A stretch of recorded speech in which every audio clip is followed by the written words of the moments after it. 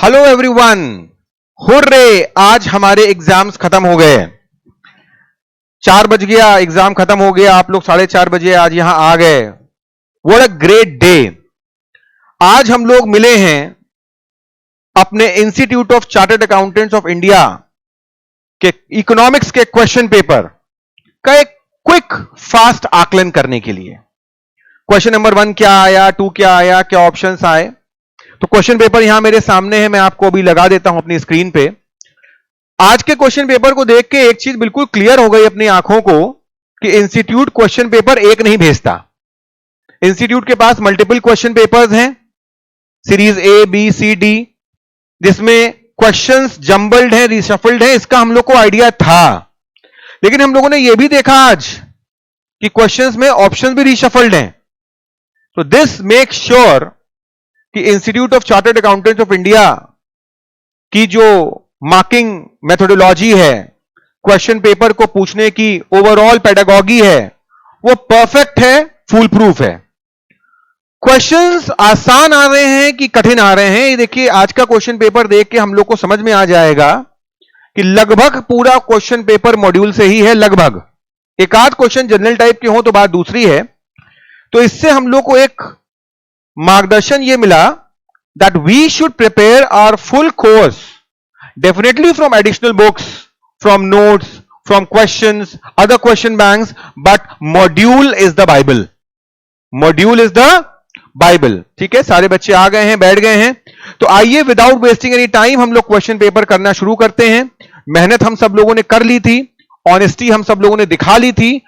अब हम लोग अपना आकलन कर लेते हैं लगभग कि हम लोगों के कितने marks institute of Chartered Accountants of India के आज के इकोनॉमिक्स पेपर में आ गए हैं। ठीक है, लेट्स स्टार्ट। क्वेश्चन नंबर 1, मैं आपको, ये किसी बच्चे का क्वेश्चन पेपर आया है मेरे पास, उसने सी मार्क किया है। अब उसका आंसर सही है कि नहीं सही है मुझे नहीं पता।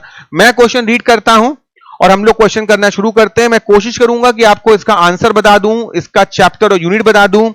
कुछ मैं देख पाऊंगा, याद कर पाऊंगा तो मैं पेज नंबर भी मॉड्यूल को बता दूंगा, जिससे मुझको आइडिया लग जाए, आप लोग को आइडिया लग जाए, पूरे कंट्री को आइडिया लग जाए कि yes what are questions made up of. ठीक है, price in capitalist economy is determined bye.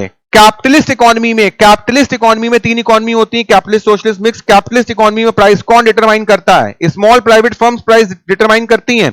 करती तो हैं कि हम इतने का बेचना चाहते हैं, इतने का नहीं बेचना चाहते हैं। आगे देखें, बिग कॉर्पोरेट्स नहीं। Market forces of demand and supply, ये सही आंसर। गवर्नमेंट तो उसमें करती है, सोशलिस्ट में। ठीक है, गवर्नमेंट तो सोशलिस्ट में करती है।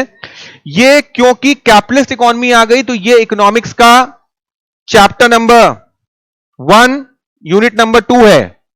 Yes no?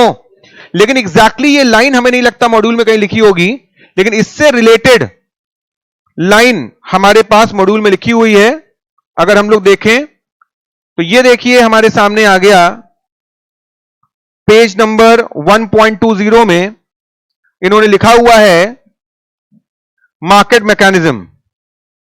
लिखा हुआ है price mechanism and market mechanism, यानी कि कैपिटलिस्ट इकोनॉमी में मार्केट मैकेनिज्म और प्राइस मैकेनिज्म से ही हमारी प्राइसेस डिटरमाइन होती हैं। तो ये मॉड्यूल के पेज में आ गया। ये देखिए एब्सेंस ऑफ गवर्नमेंट इंटरफेरेंस में भी इन्होंने लिखा हुआ है कि हम लोग प्राइस मैकेनिज्म से कैपिटलिस्ट इकोनॉमी में डिमांड डिटरमाइन करते हैं। और प्राइस मैकेनिज्म का मतलब हो गया, क्या हो गया? मतलब यस, डिमांड एंड सप्लाई हो गया। ठीक है, क्वेश्चन नंबर 2 में आते हैं। क्विकली हम लोग तेज काम करेंगे। Sarah runs a lemonade stall. हर decision making process involves assessing the demand for a lemonade, pricing strategies and maximising a profit with the limited scope of a small business. देखिए small business की बात हो रही है। सारा एक individual है, कह रहे हैं उसको उसकी प्राइसिंग देखनी है। अगर आपको याद होगा जब हम लोग माइक्रो मैक्रो पढ़ रहे थे, क्या पढ़ रहे थे? माइक्रो मैक्रो पढ़ रहे थे। तो माइक्रो मैक्रो में मैं 1 मिनट में आपके सामने लगा दे रहा हूं। माइक्रो मैक्रो में जो हमारा पहला टॉपिक था, ये देखिए क्लास में आप लोग को ये बताया गया है, we study the following in microeconomics. Product की प्राइसिंग करना, पॉइंट नंबर 1 ही पूछ लिया Institute of Chartered Accountants of India ने। मतलब सोचो, बच्चों को मेहनत भी नहीं करवा रहे हैं कि लोकेशन पे क्वेश्चन पूछ लेते। पहला पॉइंट ही क्वेश्चन का पूछ दिया उन्होंने कि अगर आप अपनी प्राइसिंग स्ट्रेटजी डिसाइड कर रहे हैं, इसका मतलब आप क्या कर रहे हैं? आप माइक्रो इकोनॉमिक्स टेकअप कर रहे हैं। तो मैंने डेमो बेसिस पे कोई एक दो क्वेश्चंस बता दिए। तो प्राइसिंग स्ट्रेटजी का भी हमारा सी आंसर सही है, और ये हमारा चैप्टर नंबर 1 यूनिट नंबर 1 है। यस एवरीवन, आंसर मैच कर रहे हैं। 2 में 2 नंबर आ चुके हैं हम लोगों के, सभी बच्चों के यहां पे 2 क्वेश्चन सही हो चुके हैं, किसी का रॉन्ग तो नहीं हुआ। आइए क्वेश्चन नंबर 3 में आते हैं। In which economy the material means of production, material means of production, means of production क्या होते हैं? Factors of production, land, labour, capital, entrepreneur, factories, capital, mines etcetera are owned by the whole community represent by the state. Whole community मतलब सरकार का हो गया। कौन सी economy हो गई? Socialist economy. पहले 3 क्वेश्चन बिल्कुल हलवा आ गए हैं, पहले 3 क्वेश्चन चैप्टर नंबर 1 से आ गए हैं। चैप्टर नंबर, लेकिन ये सोशलिस्ट इकोनॉमी है, यानी कि ये हो गया हमारा चैप्टर नंबर 1 यूनिट नंबर 2। बच्चे भी बोल रहे हैं सामने बैठे हुए, अच्छी बात है, आप बोल सकते हैं, कोई दिक्कत की बात नहीं है। सेशन रिकॉर्ड हो रहा है, मुझे पता है, आपको पता है, बट आप बोल सकते हैं। क्वेश्चन नंबर 4, मैं थोड़ा तेज हूं मुझे पता है, लेकिन मुझको पता है वो बच्चे मुझे सुन रहे हैं जिनका इको पेपर आज हो चुका है। यू नो एवरीथिंग, मुझे कोई चीज और ज्यादा समझाने की नीड नहीं है। Question number 4, which of the following is related with the total arrangement of production and distribution of goods and services in society? Arrangement for production and distribution of goods are served in a society, क्योंकि society की बात हो रही है यहां पे। किसकी बात हो रही है? सोसाइटी की बात हो रही है। तो क्या ये इकोनॉमिक प्रॉब्लम है? प्रॉब्लम नहीं है। अरेंजमेंट्स की बात हो रही है। क्या ये चॉइस है? चॉइस नहीं है। मतलब चॉइस मेकिंग तो तब होती है ना जब 1000 रुपए होते हैं और 2000 के खर्चे सामने होते हैं, तो हम चूज करते हैं कहां 1000 खर्च करें। इकोनॉमिक सिस्टम, ये टोटल अरेंजमेंट की अगर बात हो रही है, तो टोटल अरेंजमेंट एक कंट्री का किसमें होता है? इकोनॉमिक सिस्टम में होता है। तो ये हमको फिलहाल सही लग रहा है, लेकिन हम डी ऑप्शन भी देखेंगे। देखो बेटा, कभी गलती मत कर रहे ना कि सही आंसर दिख गया तो आगे के ऑप्शंस ना देखें। ए हमको सही टिक दिख गया तो हम बी ना देखें, सी ना देखें, डी ना देखें, ऐसा नहीं कर सकते। डी देखें, इकोनॉमिक इंस्टीट्यूशन, कोई इंस्टीट्यूशन नहीं है यहां पे। तो हमारे 3 आंसर ये क्लियर कट रॉन्ग हो गए। रॉन्ग के आगे रॉन्ग लगाना है और राइट वाले के आगे राइट लगाना है। Question number 5, business economics is basically concerned with, business economics is basically concerned with, तो बिजनेस इकोनॉमिक्स किस पे कंसर्न्ड है? अप्लाइड इकोनॉमिक्स पे। अप्लाइड इकोनॉमिक्स क्या होती है? What is applied economics? Applied economics होती है कि इकोनॉमिक्स के जो भी हमने रूल्स एंड रेगुलेशंस बनाए, नियम कायदे कानून बनाए, फॉर्मुलेस बनाए, उनको अप्लाई किया। तो कह रहे हैं business economics is basically concerned with, business economics किस चीज से कंसर्न्ड है? क्या अप्लाइड इकोनॉमिक्स से कंसर्न्ड है? अभी हम श्योर नहीं अपने आंसर को लेके। बी देखें, business economics is concerned with managerial economics. सही लग रहा है, सही लग रहा है। ए भी ठीक ठाक लग रहा था, बी भी सही लग रहा है, सी में आ जाए। Business economics is basically concerned with micro economics. Yes, micro economics ज्यादा सही आंसर लग रहा है। Business economics is micro economics. याद करिए, एक डिफरेंस वाला कॉलम बना था, difference between economics and business economics. उसमें इकोनॉमिक्स में लिखा था कि माइक्रो मैक्रो दोनों हैं, और बिजनेस इकोनॉमिक्स में लिखा था ये सिर्फ माइक्रो है। पेज नंबर क्या है जरा देख के बताइए।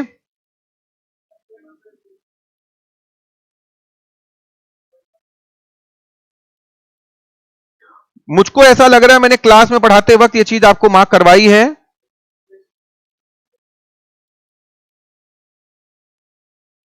हां, ये देखिए, है ना, इसमें देखिए लिखा हुआ है। ये देखिए सेकंड पॉइंट आ गया क्वेश्चन में। ये देखिए, it is micro economics in character, business economics is micro economics in character. तो इसका आंसर क्या हो गया?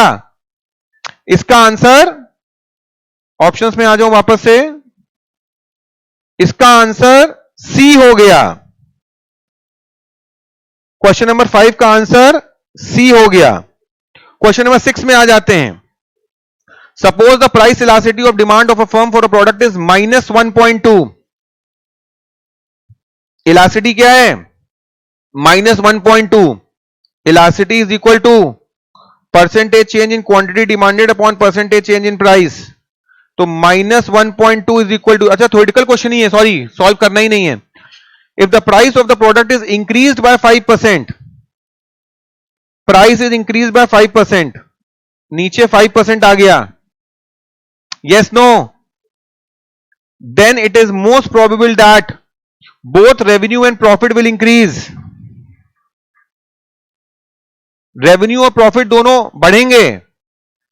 -1.2 है ना, -1.2 का मतलब जब प्राइस ऊपर होगा तो क्वांटिटी नीचे हो जाएगी, और 1.2 है यानी कि ज्यादा नीचे हो जाएगी. ठीक है. Both total revenue and profit will decrease. देखो जब रेवेन्यू गिरेगा तो प्रॉफिट भी गिरेगा. तो क्या समझ में आ रहा है? ए आंसर गड़बड़ है, बी आंसर ज्यादा बेटर लग रहा है. Total revenue would decrease but profit में इंक्रीज. ये तो बिल्कुल ही गलत हो गया, में तो हो ही नहीं सकता, क्योंकि अगर रेवेन्यू बढ़ेगा तो प्रॉफिट बढ़ेगा. Total revenue would increase but profit में डिक्रीज. अरे में की वजह से दोनों आंसर्स रॉन्ग हो गए. बच्चे के मन में अगर प्रॉब्लम आ सकती है तो इसमें केवल ए और बी में आ सकती है. अच्छा, माइनस अगर है, अगर इलास्टिसिटी माइनस है, कोफिशिएंट ऑफ इलास्टिसिटी माइनस है, इसका मतलब इनवर्स रिलेशनशिप है. प्राइस बढ़ेगी तो क्वांटिटी घटेगी और वाइस वर्सा. ठीक है. और 1.2 है यानी कि एक से ज्यादा गुना, और अगर एक से ज्यादा गुना यानी कि हमारा टोटल रेवेन्यू और प्रॉफिट दोनों गिरेगा. Are we okay? Everybody is comfortable with the answer? Question number 6 के बाद हम लोग आ गए क्वेश्चन नंबर 7 में. The demand function of a product X is express by Q is equal to 1000 minus 50p. याद करिए, ये क्वेश्चन 3 बार क्लास में करवाया था, अलग अलग फिगर्स लेके करवाया था. ये ऐसा आ जाए तो वो ये कर लेना, वैसा आ जाए तो ये कर लेना. The demand function of product X is express Q is equal to 1000 minus 50p, where q is the quantity demanded and p is the price. When price of x is 10, its price elasticity will be. हाँ भाई, क्या होगा? कैसे किया? Differentiate किया ना. dq upon dp is equal to, dq upon dp is equal to क्या बताया था? Is equal to p upon q ना. तो dq अपॉन dp कितना है? डिफरेंशिएट किया, 50 है. 50 इज इक्वल टू प्राइस क्या दिया हुआ है इन्होंने? प्राइस ऑफ एक्स इज 10 पर केजी अपॉन क्वांटिटी. जब प्राइस यहां 10 रखेंगे तो क्वांटिटी कितनी आ जाएगी?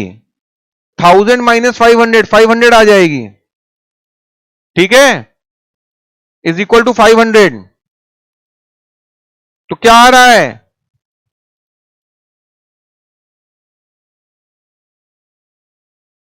पूरा सॉल्व करना होगा ना. तो बिल्कुल सही एनालिसिस हम लोगों का. देखिए फॉर्मूला क्या था? Elasticity is equal to D Q upon DP into P upon Q. याद आ गया सबको? डी क्यू अपॉन डीपी हमारा -50 है,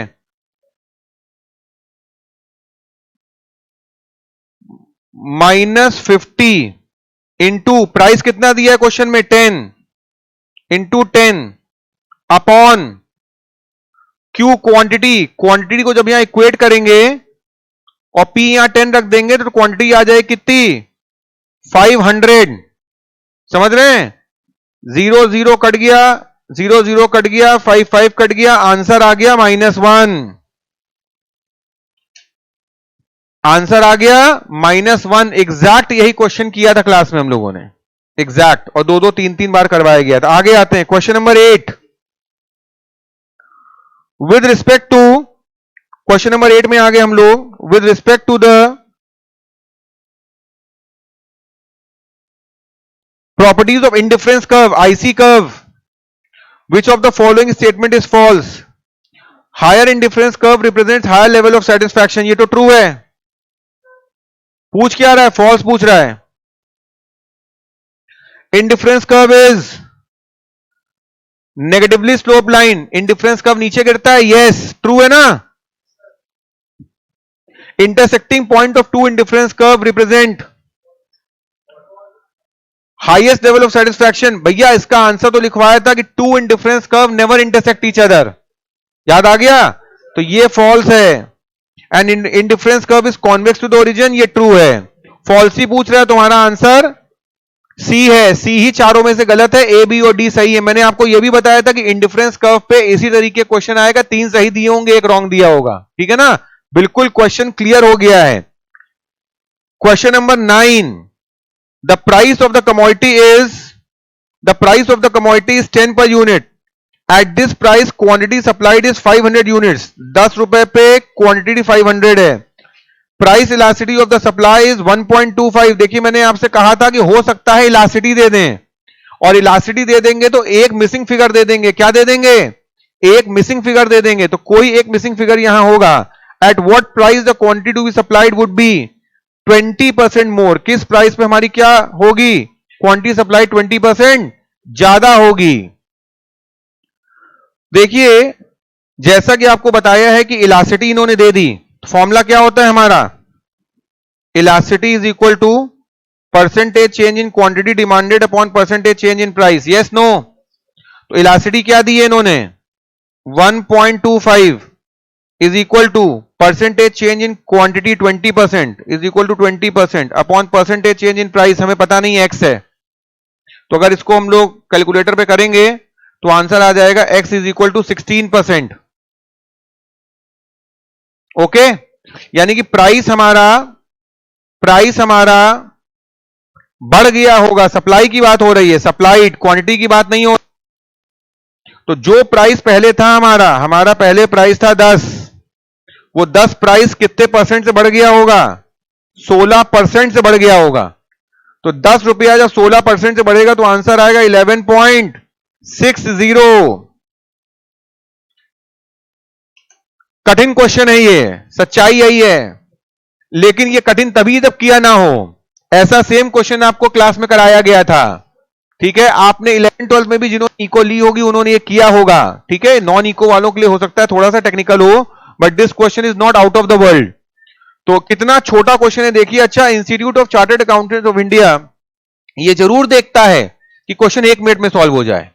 अगर वो 1 मिनट में नहीं सॉल्व हो रहा है, इसका मतलब हमारा मेथोडोलॉजी क्वेश्चन को सॉल्व करने की थोड़ी गड़बड़ चल रही है। आइए क्वेश्चन नंबर 10 में आ जाएं।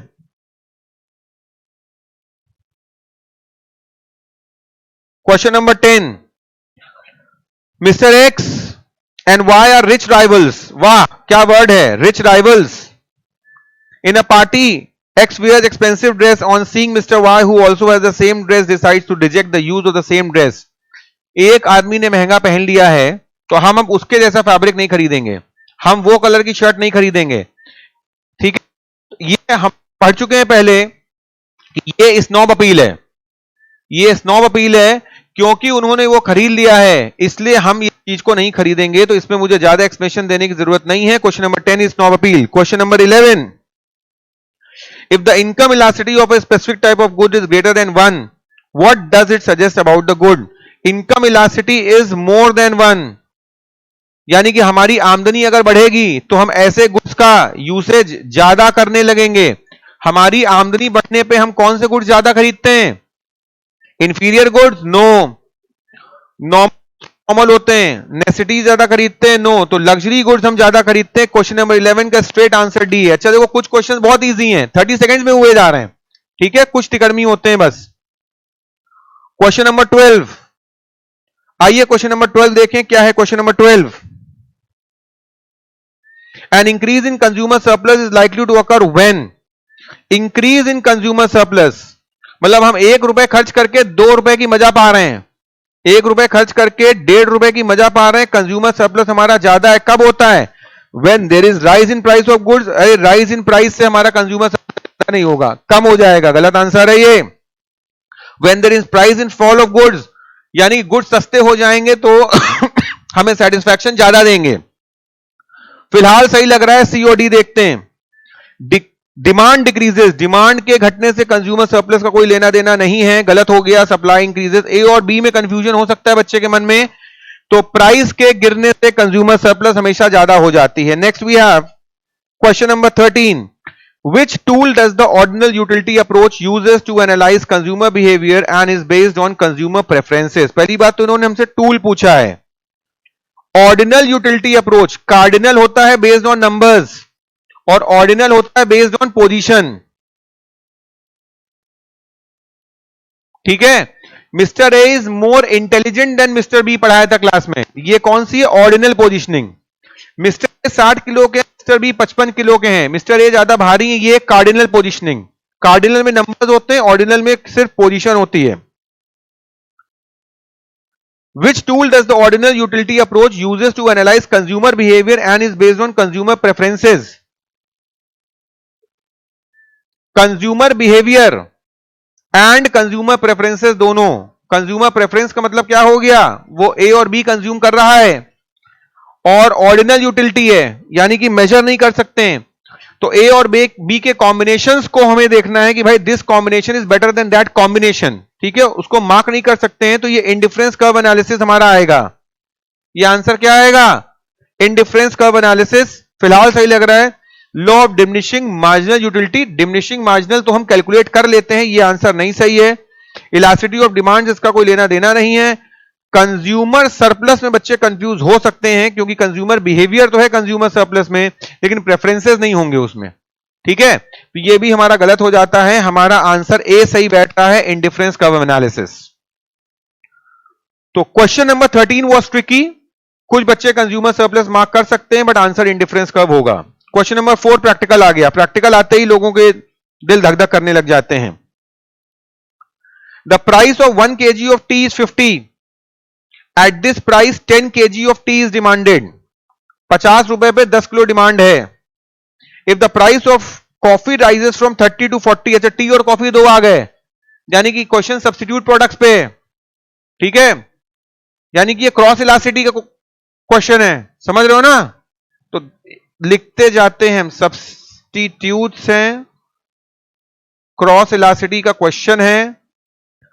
The quantity demanded of T rises from 10 kg to 15 kg, then what will be the cross price elasticity of tea? Cross price elasticity का मतलब हो गया percentage change in quantity demanded of tea, ठीक है ना, upon percentage change in price of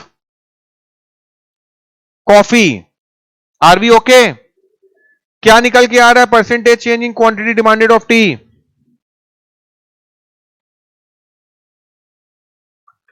देखिए, इसी question को 3 मिनट में किया जा सकता है, इसी क्वेश्चन को 1 मिनट में किया जा सकता है। क्या बताया हमने आपको? क्योंकि क्रॉस इलास्टिसिटी है तो फॉर्मूला क्या है? Percentage change in quantity demanded of one product upon percentage change in price of another product. तो percentage change in quantity of T, T हमारा 10 से 15 हो गया। पहले टी 10 थी, फिर टी 15 हो गई, तो इसकी डिमांड बढ़ गई कितने परसेंट से? 50% से डिमांड बढ़ गई है टी की। प्लस 50 मान के चलते हैं, यस नो? यस। फिर कह रहे हैं percentage change in price of coffee, coffee हो गई है 30 से 40। कोई चीज 30 रुपए किलो से 40 रुपए किलो हो गई है, 10 रुपए किलो बढ़ गई है। What is 10 of 30? It is 33%। तो 50% by 33% is equal to plus 1.5। Answer क्या हो गया? आंसर सी हो गया। ये क्विक तरीका है काम को करने का, हम लोग पूरा पूरा फॉर्मूला भी लगा सकते थे, तो भी आंसर प्लस 1.5 ही आएगा। सही है तुम्हारा आंसर? लगभग सबका सही है। हाँ, वाओ, ग्रेट, चैंपियंस हो गए आप लोग तो भाई। क्वेश्चन नंबर 15 में आ जाइए। क्वेश्चन नंबर 15 क्या कह रहा है? If change in quantity demanded is 60% and change in advertisement expenditure is 20%, तो percentage change in quantity demanded 60% है, तो 60% अपॉन परसेंटेज चेंज इन एडवर्टाइजमेंट एक्सपेंडिचर 20% अपॉन 20, तो 60 अपॉन 20 हमारा आंसर 3 दिख रहा है। 0.33 कैसे आ गया भैया? समझ रहे हो? जिस बच्चे का ये पेपर है वो सोच रहा होगा मैंने कहां से 0.33 लिख दिया। इजी क्वेश्चन था ये, तो हलवा था एक्चुअली। कभी कभी क्या होता है, बच्चों को लगता है इतना इजी कैसे दे सकता है आईसीआई। तो let me tell you, ICI इस बार जनरस रहा है। आईसीआई ने कमर कस ली है इस बार बच्चों को पास करने के लिए। एक्चुअली आईसीआई पेपर बहुत कठिन बना सकता था, बट उसने बहुत ज्यादा कठिन नहीं बनाया है। अभी तक कोई क्वेश्चन ऐसा नहीं आया जो हम कहते हैं कि भाई इसमें तो बड़े बड़ों के छक्के छुड़ी आएंगे। Questions were all manageable. Question number 16 में आ जाए हम लोग। क्वेश्चन नंबर 16 क्या कह रहा है? At high level of output, average total cost curve. At high level of output, average total cost curve and average variable cost curve come closer because देखो total cost curve और average variable cost curve इसलिए close आते हैं हमारे पास क्योंकि याद करो शुरुआत में फिक्स एवरेज फिक्स कॉस्ट ज्यादा होती है तो दोनों दूर होते हैं, लिखवाया है मैंने ये नोट देके। और जैसे जैसे हम लोग आगे बढ़ते जाते हैं एवरेज फिक्स कॉस्ट कम होती जाती है इसलिए वो क्लोज आते जाते हैं। ठीक है, average fix cost remains constant, average fix cost constant नहीं होती है, फिक्स कॉस्ट कांस्टेंट होती है, तो ये आंसर रॉन्ग हो गया। Average variable cost remain constant, variable cost का यहां पे कोई काम नहीं है। Average fix cost accounts for relatively small percentage of average total cost at higher levels. हां ठीक है, हायर लेवल्स पे एवरेज फिक्स कॉस्ट कम होती जाती है, स्मॉलर होती जाती है, इसलिए दोनों के बीच में डिस्टेंस कम होता जाता है। कम क्लोजर का मतलब distance come.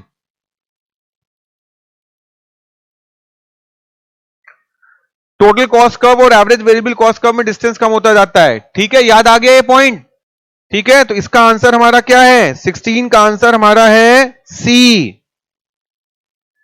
This was a tricky one, but अगर कंसेप्ट क्लियर है तो ट्रिकी वन नहीं है ये। ठीक है, 16 का आंसर सी हो गया। क्वेश्चन नंबर 17, क्वेश्चन नंबर 17 क्या कह रहा है, a firm produces 5 units of output at an average fix cost of 5 per unit. सुनो, 5 यूनिट्स बना रहा है, एवरेज फिक्स कॉस्ट 4 है, यानी कि टोटल फिक्स कॉस्ट 20 है। 20 is the fix cost. Are we okay? For production of 10 units of output average cost is 7 per unit, यानी कि टोटल 70 हो गया। ठीक है, average variable cost of producing 10 units is, बहुत इजी हो गया यार, total cost is equal to fixed cost plus variable cost. Total cost हमें क्वेश्चन में 70 दी है, फिक्स्ड कॉस्ट अभी अभी हम लोग ने 20 निकाल ली है, तो वेरिएबल कॉस्ट हमारी 50 आ गई, 50 आ गई। और 50 अगर हमारी वेरिएबल कॉस्ट आ गई तो 50 डिवाइड बाय 10 यूनिट्स, 5 रुपए हमारी एवरेज वेरिएबल कॉस्ट आ गई। तो क्वेश्चन नंबर 17 का आंसर हमारा क्या हो गया, बी हो गया। सेम ऐसा क्वेश्चन आपको 2-2, 3-3 करवाया हुआ है, फिर से करवा दूं।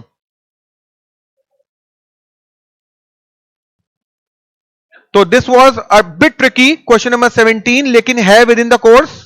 ऐसे क्वेश्चंस हम लोगों ने प्रोडक्शन एंड कॉस्ट चैप्टर में किए हुए हैं। ठीक है, आगे आते हैं। क्वेश्चन नंबर 18, क्वेश्चन नंबर 18 क्या कह रहा है, how is the production in economic sense distinguish from non market activities perform with a household. अच्छा, non market activities perform from household, इसका एग्जाम्पल है मम्मी ने पाव भाजी बना के दे दी अपने बच्चों को। ये कौन सी एक्टिविटी है, नॉन मार्केट एक्टिविटीज है। कहां से परफॉर्म हुई है, हाउस होल्ड से।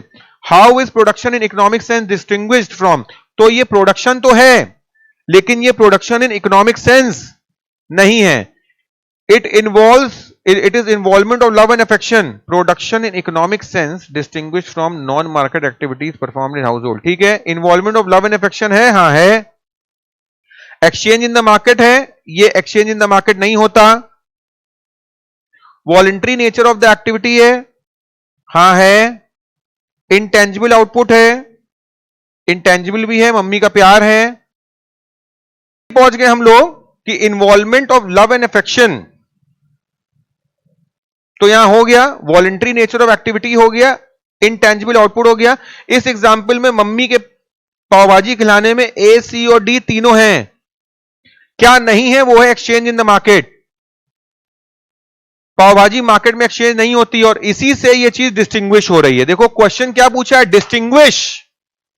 क्वेश्चन में ये नहीं पूछा है कि बताओ इस स्टेटमेंट में क्या क्या कैरेक्टरिस्टिक्स हैं। क्वेश्चन ने पूछा है इस स्टेटमेंट में ऐसा क्या नहीं है जो प्रोडक्शन इन इकोनॉमिक्स में होता है। यही पाव भाजी अगर ठेले वाला लगाता तो वो हमारे लिए एक्सचेंज इन द मार्केट हो जाता। इसलिए इन्होंने क्वेश्चन पूछा कि क्या डिस्टिंग्विश है, तो इसलिए इसका बी आंसर है। ट्रिकी क्वेश्चन है, ट्रिकी क्वेश्चन है। क्वेश्चन नंबर 19, अच्छा कुछ डेटा दे दिया इन्होंने। Use the following information to answer question 19 and 20। Hours of labour दी है, total product, average, marginal. Zero labour कुछ नहीं बनाते, वन लेबर टोटल 20 बना रहा है, एवरेज भी 20 है, तो मार्जिनल भी 20 होगा। दो लेबर अगर टोटल 50 बना दे रहे हैं तो अब मार्जिनल 30 हो जाएगा, 20 और 30 50, एवरेज हो जाएगा 25। यस नो करते जाइएगा। अब मार्जिनल अगर 40 हो जाएगा तो 50 40 90 हो जाएगा, और 90 डिवाइड बाय 3 30 हो जाएगा। उसके बाद अगर एवरेज हमारा 30 हो गया है तो 4 इंटू 30 120 हो जाएगा ये हमारा, और ये 120 हो जाएगा तो 90 माइनस 20 ये 30 हो जाएगा। 20 30 40, और 40 के बाद ये घटने लग गया। ठीक है। Question 19, what is the marginal product of second labour of labour? What is the marginal product of second labour? तो मार्जिनल प्रोडक्ट हमको साफ समझ में आ गया है, कितना है? 20। That was a easy one.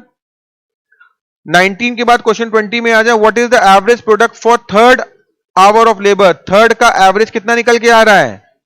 30 निकल के आ रहा है। तो क्वेश्चन नंबर 20 का आंसर क्या है? B30। Question number 20, what is the average product for the third hour of labour? अब थर्ड आवर ऑफ लेबर हम लोग को देखना है। थर्ड आवर ऑफ लेबर, पहले वाले का आंसर हमारा 30 हो गया था। ठीक है। अच्छा ये मार्क मैंने 20 कर दिया है, इसको छोड़िए, आंसर तो 30 है ना, तो सेकंड लेबर की वजह से 30 था। 20 फिर से देख रहे हैं, what is the average product for third hour of labour? Third hour of labour ये है, इसका एवरेज प्रोडक्ट भी 30 आ रहा है, इसका भी आंसर 30 है, बी का भी आंसर 30, दोनों आंसर 30 आ रहे हैं। ठीक है ना। ये इस बच्चे ने थोड़ा सा कहीं रॉन्ग मार्क कर दिया होगा। क्वेश्चन नंबर 20 के बाद आ जाएं, question number 21, when does the law of variable proportion or law of diminishing returns becomes irrelevant? Variable proportions तो वो वाला हो गया, चपाती वाला जो एग्जांपल दिया था। वेरिएबल प्रोपोर्शंस में एक फिक्स्ड होता है, एक वेरिएबल होता है। ठीक है ना। और लॉ ऑफ डिमिनिशिंग रिटर्न्स क्या होते हैं कि जितना हमने एडिशनल कैपिटल लगाई है, रिटर्न्स क्या हो गए हैं? रिटर्न्स डिमिनिश हो गए हैं।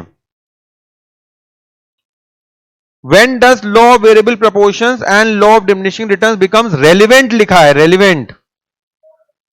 लॉन्ग रन में ये रेलिवेंट नहीं होता, लॉन्ग रन में चीजें चेंज हो जाती हैं। लॉन्ग रन में सारे फैक्टर्स वेरिएबल होते हैं, तो ये गलत हो गया, ए गलत हो गया। बी शॉर्ट रन में सही होता है, फिलहाल बी सही लग रहा है। In both short run and long run, जब लॉन्ग रन रॉन्ग है तो सी भी रॉन्ग है। Only when all factors are variable, all factors are variable नहीं, मैंने अभी बताया आपको एक फैक्टर फिक्स्ड होता है, तो इसका मतलब डी भी रॉन्ग हो गया, बी सही है। वेरी गुड, अच्छा आंसर दे रहे हैं आप लोग। Question number 22, what is the primary characteristics of decreasing returns to scale? Decreasing returns to scale का मतलब अगर हमने कैपिटल ज्यादा लगा दी है तो भी हमारा आउटपुट क्या हो रहा है? कम हो रहा है, पहले से कम हो रहा है। यानी कि अगर हम पहले 100 रुपए लगा के चलते थे, 2 रुपए कमाते थे, अब 200 रुपए लगा के चल रहे हैं, लेकिन अब 4 नहीं कमा रहे हैं, हम 3 ही कमा पा रहे हैं। यानी कि आउटपुट तो इंक्रीज होगा, आउटपुट तो इंक्रीज होगा, लेकिन घटे दर पे इंक्रीज होगा। Total output will increase at a decreasing rate. Decreasing returns to scale पूछ रहे हैं ना, डिक्रीजिंग रिटर्न्स टू स्केल, सोच के देखिए। डिक्रीजिंग रिटर्न्स टू स्केल मतलब स्केल तो हमने बढ़ा दिया, लेकिन स्केल बढ़ाने के बाद हमारे कांस्टेंट रिटर्न्स नहीं आएंगे, डिक्रीजिंग आएंगे। यानी कि टोटल आउटपुट बढ़ेगा तो, लेकिन कौन से रेट पे? डिक्रीजिंग रेट पे बढ़ेगा। Clear everyone? कुछ बच्चों का ये आंसर रॉन्ग हो सकता है, टेक्निकल था। Question number 23, what term is used to describe cost that remains fixed over a certain range of output? Certain range of output, step ladder method. ठीक है, ये बच्चा देखो यहां बनाया हुआ है स्टेप लैडर, जो भी बच्चा है ये, ठीक है। But suddenly jump to a new higher level when output goes beyond a given limit. याद करिए, मैंने आप लोगों को इसमें ये वाला डायग्राम क्लासरूम में बना के बताया था, और कहा था कि यही वाला एग्जाम में आएगा, और इसमें मैंने आपको एग्जाम्पल दिया था कौन सा, डिलीवरी वैन वाला, कि अगर 100 पेटी एक वैन में जा रही है और 110 पेटी कहीं भेजनी है तो 2 वैन चाहिए। याद आ गया? वही क्वेश्चन आ गया। It is stair step variable cost step ladder method. Question number 23 is okay. देखिए जल्दी कर रहा हूं, बहुत क्विकली क्वेश्चंस कर रहा हूं, तो हो सकता है कहीं मिस्टेक हो जाए, पंगा करने की जरूरत नहीं है। देखिएगा चीजों को। Which of the following expenses is included in the cost of production and termed as accounting cost. Accounting cost का मतलब होता है actual out of pocket cost, ठीक है ना। Wages paid to worker out of pocket होता है, yes. Expenses incurred on research and development, ये कभी कभी संक कॉस्ट हो सकती है। एक्सपेंसेस इनकर्ड ऑन एडवर्टाइजिंग भी हो सकता है कॉस्ट ऑफ प्रोडक्शन या पर यूनिट कॉस्ट में ना आए, ठीक है। Expenses common cost incurred for general operations of the business, ये सब ओवरहेड्स में आएंगे। All these are overheads. ये पूछ रहे हैं कॉस्ट ऑफ प्रोडक्शन में क्या क्या चीजें होती हैं, are termed as accounting cost. तो wages paid to workers employed in the factory are actual out of pocket expenses which are part and parcel of the finish product. The question is very tricky. बच्चा सोचेगा ABCD चारों सही है यार, ICI ने question wrong दे दिया है, ठीक है, लेकिन आंसर ए सही है, ठीक है। फर्स्ट ट्रिकी क्वेश्चन जो बच्चे की कैपेसिटी के बाहर है। क्वेश्चन नंबर 25, आइए देखें। What will be the total amount of sunk cost on the basis of following information. Sunk cost, fuel and power sunk cost है क्या? नहीं है। Research and development sunk cost है, यस। रेंट संक कॉस्ट है, no. Wages sunk cost है, no. Advertisement sunk cost है, yes. तो question number 25 का आंसर क्या हो गया? 100 प्लस 150 प्लस 5 155 आंसर हो गया। बी आंसर हमारा सही है। आगे चलते हैं, समय कम है। क्वेश्चन नंबर 26 में आ जाएं। क्वेश्चन नंबर 26 में आ जाएं। The supply curve of a perfectly competitive firm in a short run is perfect competition. Perfect competition का supply curve, the portion of the marginal cost curve which lies below the minimum point of average variable cost curve. ये कौन सी भाषा लिखी हुई है? Marginal cost curve का वो हिस्सा विच lies below the minimum point of the average variable cost curve is the supply curve. Be the portion of the marginal cost curve which lies above the minimum point of average variable cost curve. ठीक है, बनाना पड़ेगा इसका मतलब। Portion of the average cost curve which lies below the minimum point of average variable cost curve and the part of that average cost curve which lies above the marginal cost curve. Now this is a tricky question. Diagram बनाना पड़ेगा इसमें हम लोगों को। तो diagram बनाए बिना ये क्वेश्चन नहीं हो पाएगा। आइए जल्दी से डायग्राम बना लेते हैं।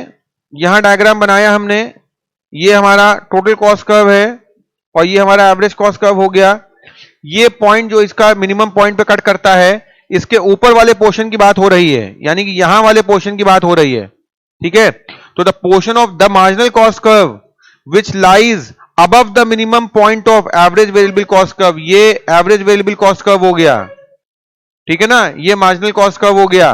तो इस पोर्शन की बात हो रही है, तो हमारा आंसर बी सही है, ठीक है। बिना डायग्राम बनाए इस क्वेश्चन को आंसर करना इतना आसान नहीं है। बाकी बच्चा ट्रेंड हो, समझ जाए तो अच्छी बात है। Question number 27, 3 major smartphone manufacturers Alpha Tech, Beta Mobile and Gamma Gadgets dominate the smartphone market. These companies are in constant competition for market share and innovation. Which type of market structure has been described in the scenario? यानी कि यहां 2 से ज्यादा players हैं। 2 से ज्यादा players जब होते हैं तो उसको हम लोग ओलिगोपोली कहते हैं। ये क्वेश्चन हमारा बहुत इजी है। मोनोपोली में 1 होता है, परफेक्ट कॉम्पिटिशन में मैनी होता है, मोनोपोलिस्टिक में भी मैनी होता है, परफेक्ट कॉम्पिटिशन में n टाइम्स होता है, इसलिए बी ओलिगोपोली है। Question number 28, question number 28, if marginal revenue of a unit is 10, for unit 2 is 5, for unit 3 is 3, 10 और 5 15 3 18, then what will be the amount of total revenue? 18 ही तो हुआ। बहुत easy question, free का एक number 5 second के अंदर। Question number 29, ठीक है। Which market covers a wide area such as few adjacent cities, part of states and cluster of states? ठीक है, तो इसको हम लोगों ने रीजनल मार्केट, हाँ सही है, नेशनल में क्लस्टर नहीं होता है, इंटरनेशनल तो बिल्कुल ही नहीं होता है, लोकल, अब बच्चा रीजनल और लोकल में कंफ्यूज हो सकता है, local with in the same city होता है, यहां पे इन्होंने एडजेसेंट सिटी दे दी है, इसलिए रीजनल सही है, लोकल भी गलत हो गया। एक और क्वेश्चन जो 10 सेकंड में हो गया, question number 30, when should a competitive firm consider shutting down its operations, अपने ऑपरेशंस कंपनी को कब शट डाउन कर देने चाहिए? जब घाटा हो तो शट डाउन कर देना चाहिए। When price is above the total variable cost, price above है तो शट डाउन नहीं करेंगे। When price is below the variable cost, अरे वेरिएबल कॉस्ट भी निकल नहीं रही है, शट डाउन कर देंगे, यस शट डाउन कर देंगे। When the price is equal to total revenue, wait करेंगे, शट डाउन नहीं करेंगे। व्हेन प्राइस इज कांस्टेंट, ये कोई लॉजिकल स्टेटमेंट नहीं है, ठीक है, तो हमारा बी आंसर सही हो गया। Question number 31, what happens to the equilibrium price when there is decrease in supply? Decrease in supply का मतलब क्या हो गया? ये डिमांड सप्लाई है, डिक्रीज इन सप्लाई हो गया with no change in demand, supply कम हो रही है तो प्राइस बढ़ जाएगा, इक्विलिब्रियम प्राइस गो अप, पहले प्राइस ये था, अब प्राइस ये हो जाएगा, ठीक है, तो यानी कि प्राइस हमारा क्या हो गया? प्राइस हमारा बढ़ गया। I hope it is okay. तो क्वेश्चन नंबर 31 का आंसर हमारा सी हो गया। क्वेश्चन नंबर 32 पे आ जाएं। In case of demand decreasing and supply increasing, demand गिर रही है, ये देखिए बच्चे ने जो डायग्राम बनाया है उसी को मैं डार्कन कर दे रहा हूं और एक्सप्लेनेशन पूरा बनाए दे रहा हूं, ठीक है।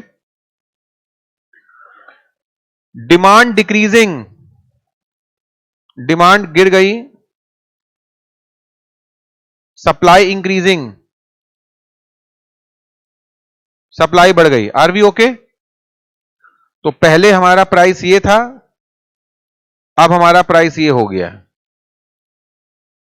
वैसे भी सोच के देखो यार, डिमांड डिक्रीजिंग, डिमांड कम हो गई तो प्राइस कम होना चाहिए यार।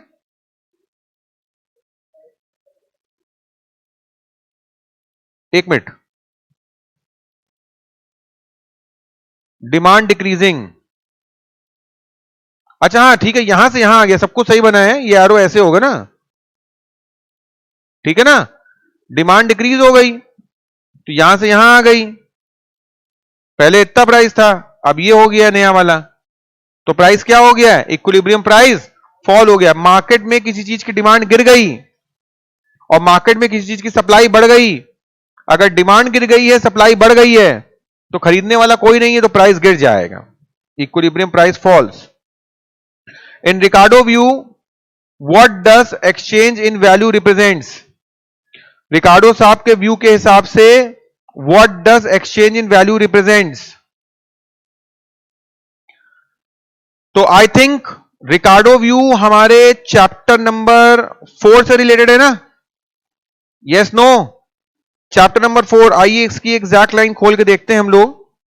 चैप्टर नंबर 4 पे जाना पड़ेगा हम लोगों को, और चैप्टर नंबर 4 के पेज नंबर 4.3 पे अगर आप देखें तो बताइए, पहली लाइन है, अकॉर्डिंग टू रिकार्डो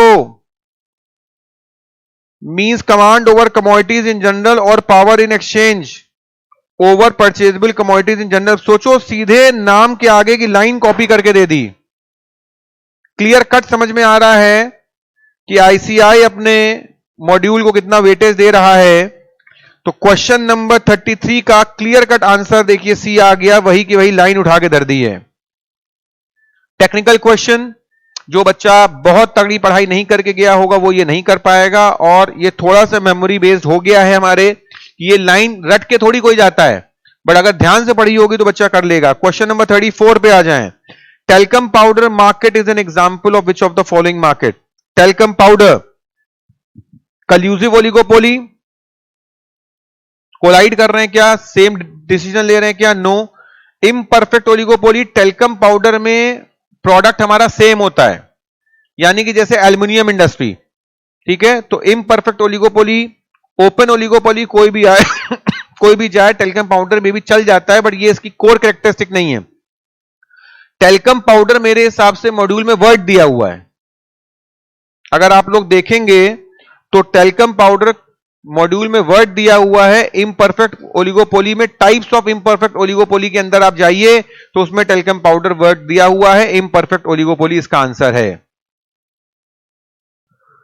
तो टेल्कम पाउडर, क्योंकि अलग अलग टेल्कम पाउडर्स, अलग अलग फ्रेग्रेंसेस, अलग अलग क्वालिटीज हैं, तो ये हमारी परफेक्ट ओलिगोपोली नहीं होगी, कल्यूसिव नहीं है, ओपन नहीं है, क्लोज नहीं है। इम्परफेक्ट ओलिगोपोली हमारा क्लोजेस्ट आंसर है। ठीक है, इम्परफेक्ट ओलिगोपोली हमारा क्लोजेस्ट आंसर है। Question number 35. A software company engages in price determination for its products. Software company engages in price discrimination. Determination नहीं, sorry, price discrimination.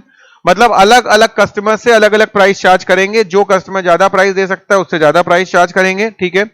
For its products. The company identifies.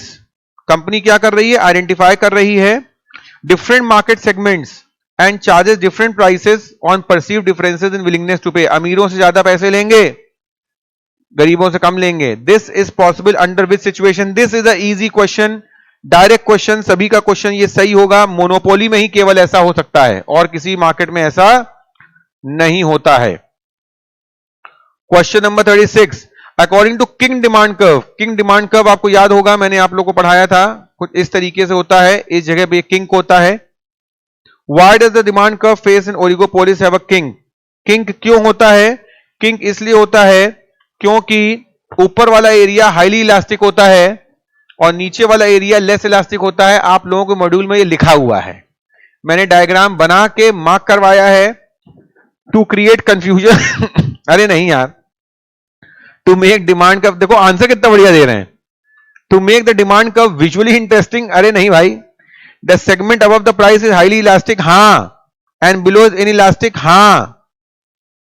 It is a graphical error in representation, मतलब ये free fund का एक number, free fund का एक number, मतलब बच्चा confuse भी नहीं होगा, सीधे सी लिख के आ जाएगा। आगे चलते हैं। Question number 37, a market structure in which there is only a single buyer and a single seller is known as, I repeat, a market structure in which there is only a single buyer and there is a single seller is known as, एक single buyer है, एक single seller है। Is it monopsony? monopsony में कौन होते हैं? फिर से देखो, single buyer, single buyer and single seller है इसके बाद, is known as monopsony. Monopsony होता है सिंगल बायर, मोनोप्सनी होता है सिंगल बायर ओनली, तो ये आंसर रॉन्ग हो गया। बायलैटरल मोनोपोली ठीक है, सिंगल बायर सिंगल सेलर ये सही है। ओलिगोपोली तो गलती आंसर है, डुओपोली में केवल दो सेलर्स होते हैं। तो सिंगल बायर सिंगल सेलर थोड़ा सा ट्रिकी क्वेश्चन था। आगे आते हैं question number 38, monopolistic competition is characterized by, monopolistic competition is characterized by many sellers selling differentiated products to many buyers। ठीक तो है, many sellers to many buyers, buyers तो हमेशा ही many होते हैं यार। Question number 39, condition for equilibrium of a firm under perfect competition is MR is equal to MC and where MC curve cuts MR curve from below। D answer ठीक है। थोड़ा सा मैंने फास्ट बता दिया बिकॉज हमको कट शॉर्ट करना है। Market structure in which all firms individually are price takers, price takers are known as, बिल्कुल क्लियर कट है, परफेक्ट कंपटीशन में प्राइस टेकर्स होते हैं। ठीक है, कुछ क्वेश्चन देख के समझ में आ जाते हैं। The ratio between nominal GDP and real GDP is known as, the ratio between nominal GDP and real GDP, मतलब नॉमिनल जीडीपी ऊपर है, रियल जीडीपी नीचे है, is known as GDP deflator. ठीक है ना, तो यानी कि आंसर बी ही सही है हमारा, डिफ्लेटर। क्वेश्चन नंबर 42 में आ गए। If GDP deflator of the country in the year 2020 is 140.75 and in the year 2021 is 157.33, then what is the inflation rate in the year 2021? तो इसमें डिफ्लेटर निकालना है हम लोग को, inflation rate, basically inflation rate निकालना है। तो इन्फ्लेशन यानी कितना महंगा हो गया, तो ये महंगा हो गया 157.33 -140.75, ये इतना महंगा हुआ है, अपॉन बेस प्राइस क्या था, बेस प्राइस था 140.75।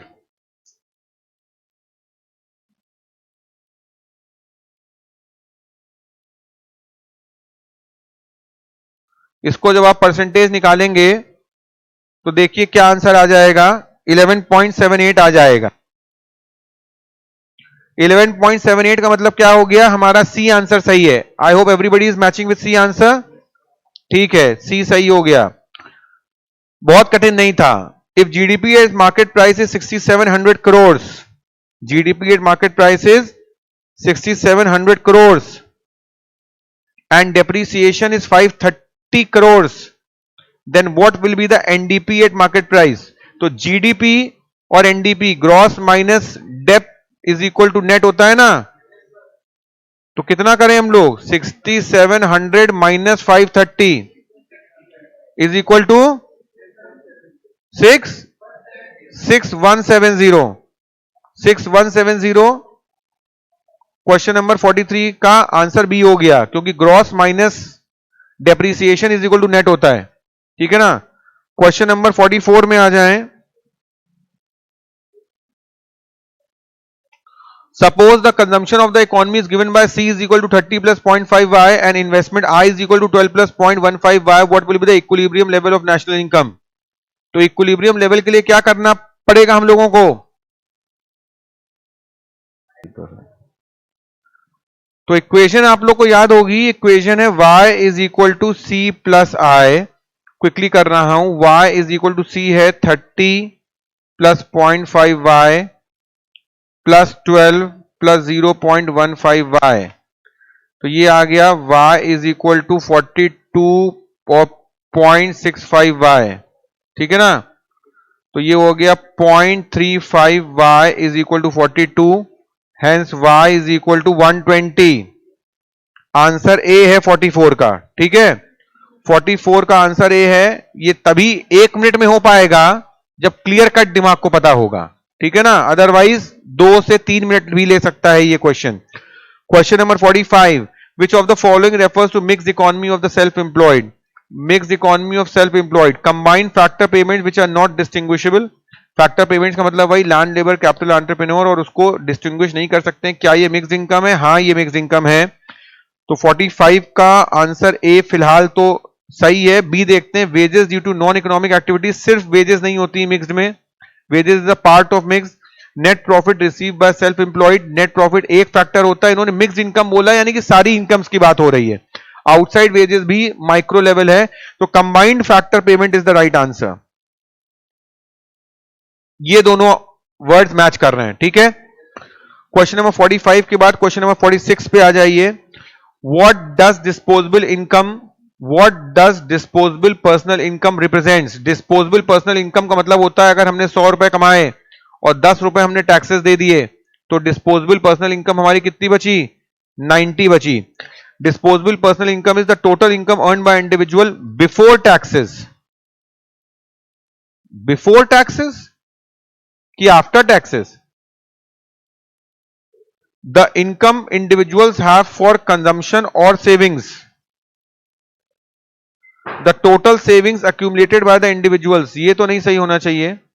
Total income of the countries government भी नहीं सही होना चाहिए।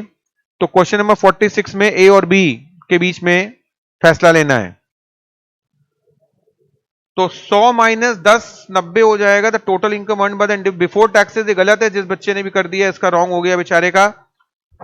The income individuals have for consumption और सेविंग, हाँ अब ये 90 रुपए हम कंज्यूम कर सकते हैं टैक्सेस के बाद, तो बी फिलहाल सही है। टोटल सेविंग्स एक्यूमुलेटेड नहीं, रॉन्ग हो जाएंगी, तो हमारा बी आंसर सही होता है क्वेश्चन नंबर 46 का। ठीक है, क्विक क्वेश्चन है, बच्चा जल्दी में ए टिक कर सकता है। ठीक है, बट आंसर देखिए बी है। यही तो इस एनालिसिस का, इस सेशन का मजा है। What are the phases included in circular flow of income. Circular flow of income की बात हो रही है। सर्कुलर फ्लो ऑफ इनकम का मतलब क्या हो गया? Production, saving and expenditure, production, income and taxation, production, distribution and disposition, income, saving and investment. Tricky question, nice question. Phases included in circular flow of income, वो क्या phases हैं जो circular flow of income में आते हैं?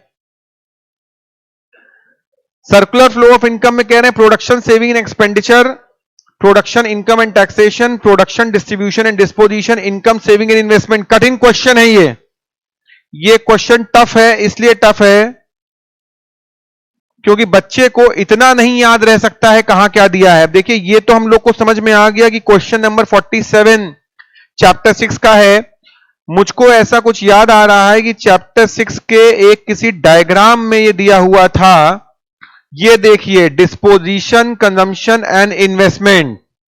देखा आप लोगों ने? फिगर 1.1 मॉड्यूल में दिया हुआ है, उसका ये टॉपिक आ गया है. इसीलिए आप लोगों को देखिए, ये मेरी मार्किंग है. और आप लोग को अगर याद हो तो मैंने कहा था इस डायग्राम से कुछ ना कुछ जरूर आ जाएगा. यूजिंग एंड स्पेंडिंग देखिए बता रहे हैं. अब सोचिए, जब डायग्राम में इतना इतना लिख के मैं दे रहा हूं आपको. अच्छा, डायग्राम में अगर आप ध्यान दीजिए तो मैंने कहा था इस ब्लॉक से नहीं आएगा, इस ब्लॉक से नहीं आएगा, इस ब्लॉक से आएगा. मैंने ये देखिए टिक पहले का किया हुआ आप लोगों के लिए. ठीक है, क्लास में ध्यान से पढ़ना कितना जरूरी है अब आप लोगों को समझ में आ गया. हम लोग आगे चलते हैं. इसका मतलब इसका आंसर हमारा सी है. क्वेश्चन नंबर 48 में आ जाएं. Which of the following is not the limitation in computation of national income? Which of the following is not a limitation? मतलब ये लिमिटेशन नहीं है कह रहे हैं. Issues of transfer payment limitation है, ये लिमिटेशन है. Services of durable goods limitation है. Difficulty of incorporating distribution of income limitation है. Quality improvement due to technological innovation, ये कोई लिमिटेशन नहीं है.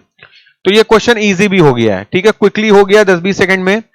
Which method measures the contribution of each producing enterprise in the domestic territory of a country over an accounting year by consolidating production of each industry? Production of each industry मतलब सबकी आमदनियां, less intermediate purchase from all other industries.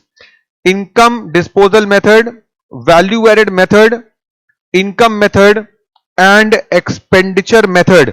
क्योंकि less intermediate purchase कर दिया इन्होंने, इसलिए ये value added हो गया. क्लास में करवाया गया है. याद करिए, मैंने पंखे वाला एग्जांपल दिया था कि मैंने 2000 का पंखा बेचा लेकिन पीछे से रॉ मटेरियल 1500 खरीदा था, तो वैल्यू एडेड 500 हो गया. तो ये बी आंसर है question number 49. In the 3 sector model of a closed economy neglecting foreign trade, what are the 3 components of aggregate demand? ये भी देखिए लग रहा है डायग्राम ही से आया है. हाँ, 3 सेक्टर मॉडल की बात हो रही है. मेन चीजें बता दे रहा हूं. 3 सेक्टर मॉडल की बात हो रही है, क्लोज्ड इकोनॉमी की बात हो रही है. वो 3 कंपोनेंट्स कौन कौन से हैं? तो वो 3 कंपोनेंट्स हैं हमारे consumption, investment and government spending होता है. याद करिए. तो क्वेश्चन नंबर 50 का आंसर सी है, डायरेक्ट क्वेश्चन है. तो फाइनली दोस्तों 50 क्वेश्चन हो गए हम लोगों के अब. ठीक है, आधा पेपर हो पाया है कहीं जाके इतनी देर में. आधा पेपर होने के बाद हम लोग अब आगे चलते हैं. क्वेश्चन नंबर 51 से चीजों को शुरू करते हैं. ठीक है, question number 51. According to Keynesian theory of income, I repeat, according to Keynesian theory of income and employment, national income depends upon. Keynesian theory के हिसाब से नेशनल इनकम किस पे डिपेंड करती है? तो कीनीशियन थ्योरी में employment, national income depends upon aggregate supply. Keynesian theory में सप्लाई नहीं होती है, डिमांड होती है. एग्रीगेट इफेक्टिव सेविंग, सेविंग नहीं होती, डिमांड होती है. डिमांड, हाँ ठीक है, सी ऑप्शन ठीक है. प्रोडक्शन भी नहीं होता है. क्विकली चलते हैं आगे. Question number 52. which of the following is not a correct formula to calculate NNP MP, net national product at market price? तो net national product at market price is equal to gross national product at market price minus depreciation. ये तो सही है. Net national product at market price is equal to net domestic product, domestic plus NFIA is equal to net national. ये भी सही है. NNP at MP. अब सोचो, ये क्वेश्चन क्लास में रटवाया है, पूरा पूरा पूरा लिखवाया है. NNP MP is equal to GDP MP, net gross depreciation. ठीक है,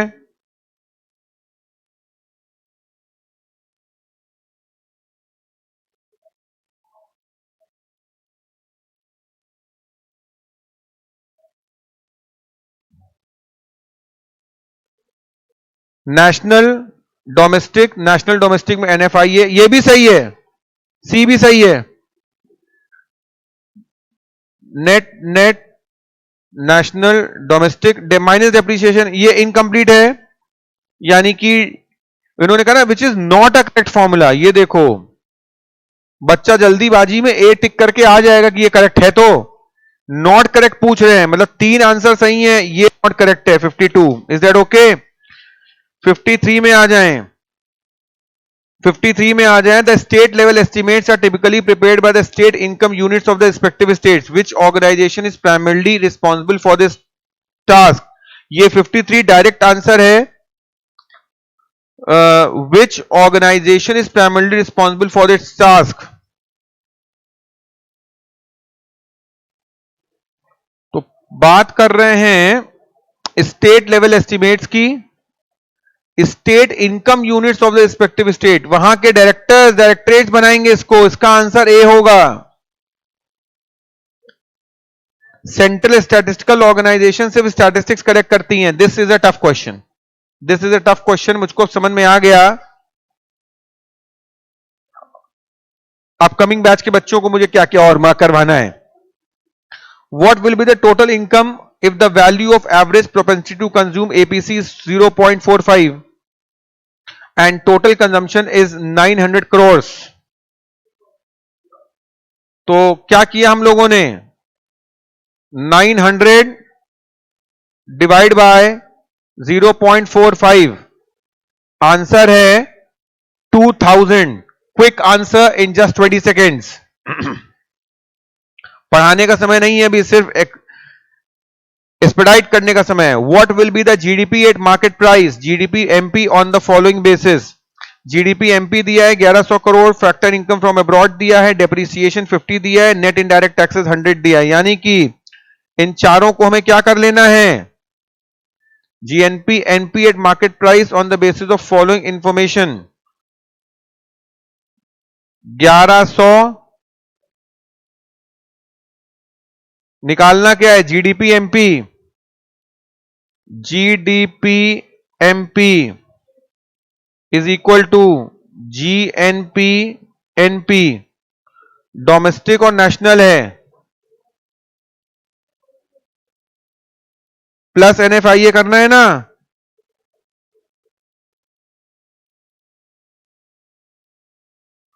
तो माइनस एनएफआईए करना पड़ेगा, यानी कि 1100 माइनस 200 करना पड़ेगा। 900 आंसर आना चाहिए। 900 दिया है सी आंसर।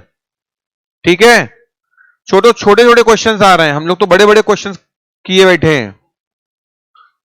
56 क्वेश्चन पे आ जाएं। When there is fall in the level of investment and employment, producers do not instantaneously recognize the pulse of the economy। fall in the level of investment भी हो रहा है, employment भी कम हो रहा है। this is known as peak? no। this is known as expansion? no। this is known as drought and depression? yes। अच्छा, drought सबसे नीचे होता है। fall in level of investment हो रहा है और employment हो रहा है, इसलिए contraction होगा। इसलिए क्या होगा? contraction होगा। drought तो सबसे नीचे की चीज होती है, थ्राउ तो ये वाला एरिया होता है। ये फॉल की बात कर रहे हैं, गिर रहा है। ठीक है, क्वेश्चन नंबर 57 में आ जाएं। What is the term of the lowest point of economic activity in a business cycle?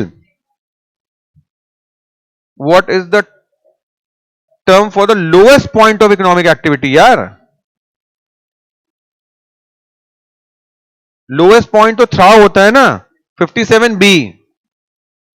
ठीक है, उसके बाद आ जाएं क्वेश्चन नंबर 58 में आ जाएं। Business whose fortune is closely link to the rate of economic growth is refer to as. Business whose fortune is link to the rate of economic growth. Fortune का मतलब तुम सेल से समझो, ठीक है ना। मतलब जैसे जैसे इकोनॉमिक ग्रोथ करती है, उनका फॉर्च्यून ग्रो करता है। Business whose fortune is closely link to the rate of economic growth is known as, मतलब जब इकोनॉमी ऊपर होगी तो हम भी ऊपर होंगे। Cyclical business, seasonal business, seasonal तो ये नहीं होगा, साइक्लिकल ठीक लग रहा है, आगे चलते। स्टैटिक बिजनेस ये तो पक्का गलत है, डायनेमिक बिजनेस ये भी पक्का गलत है। देखो, हम साइक्लिकल बिजनेस के लिए वो नहीं थे पक्के, लेकिन एलिमिनेशन मेथड से हम लोग पक्का हो गया कि ए ही सही है, साइक्लिकल बिजनेस सही है, इस बच्चे का भी आंसर सही है, वेरी गुड। इसीलिए कहते हैं दिमाग तेज करना है, दिमाग तेज करना है। हाँ, during what time the production of weapons and arms that is increase and most of the resources of the country are diverted for the production. कब होता है? जब कंट्री अपने रिसोर्सेज को आर्म्स बनाने में डाइवर्ट कर देती है, आर्म्स बनाने में। तो आर्म्स बनाने में कंट्री अपने आप को डाइवर्ट कर देती है तब, जिस समय लड़ाई चल रही होती है। पोस्ट वॉर में क्यों करेगी? प्री वॉर में उसको पता ही नहीं चलता है। बहुत कठिन क्वेश्चन है, बहुत से बच्चे प्री वॉर लिख देंगे, बहुत से बच्चे प्री वॉर लिख देंगे भाई, बट ये सी आंसर है, वॉर के समय। ड्यूरिंग व्हाट टाइम, समझ रहे हो ना? Question number 60, in recovery phase of business cycle the process of reversal is initially felt in the recovery phase of business cycle में, recovery phase of business cycle में the process of reversal is initially felt in the, reversal का क्या मतलब हो गया? कि मतलब हम वापसी कर रहे हैं, अब अपने डूबे हुए देश को वापस से बना रहे हैं, recovery. Capital market, capital market तो शेयर मार्केट होती है, शेयर मार्केट में कहां ये सब दिखेगा? एग्रीकल्चर, अभी कहां एग्रीकल्चर कर पाएंगे हम, फाइनेंशियल में कुछ नहीं कर पाएंगे, लेबर मार्केट में ही सबसे ज्यादा मेहनत होगी। ये बहुत ही तिकड़मी क्वेश्चन है भाई, बहुत ही तिकड़मी क्वेश्चन है, कंट्रोवर्शियल भी है, कंट्रोवर्शियल भी है। लोग कह देंगे भैया कुछ है ही नहीं करने को, एग्रीकल्चर कर ले, तो एग्रीकल्चर में भी लेबर ही तो होएगा, समझ रहे हो ना? क्वेश्चन नंबर 61, सारा is purchasing a used car from a private seller, used car from a private seller named John. John claims that car is in excellent condition and has never been in an accident. However, John is aware that car had significant damage. याद करो, ये मैंने तुमको बताया था, बेचने वाले को ज्यादा अच्छा पता होता है खरीदने वाले से। लेमन्स प्रॉब्लम बताई थी कि अंदर नींबू सड़ा है, किसी को पता नहीं चल पाता है, ठीक है ना? But he has repaired it without disclosing his information to Sarah. Based on the case described, what contents economics does this scenario illustrate? This is known as Lemon's problem. क्या बात है? Moral hazard, market power, government intervention, ये तीनों शब्द सुने नहीं हम लोगों ने, है कि नहीं? Lemon's problem क्लियर हो गई। 62 में आ जाएं और तेज करते हैं। The primary deficit is 20500 crores and the net interest liability of the country are 3500 crore. Then what will be the fiscal deficit?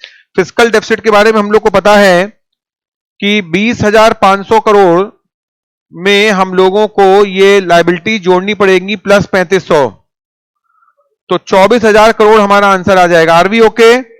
62 is done, easy था, आना चाहिए बस। Which articles of Indian constitution contain specific provisions regarding the distribution of, regarding the distribution of finances among the states. अब ये article रटता हुआ नहीं होगा किसी बच्चे का। Which articles of the Indian constitution contain specific provisions regarding distribution of finances among the states. देखिए ऐसा है कि ये आर्टिकल वाला टॉपिक हमारा है चैप्टर नंबर 7 यूनिट नंबर 1 का, ठीक है?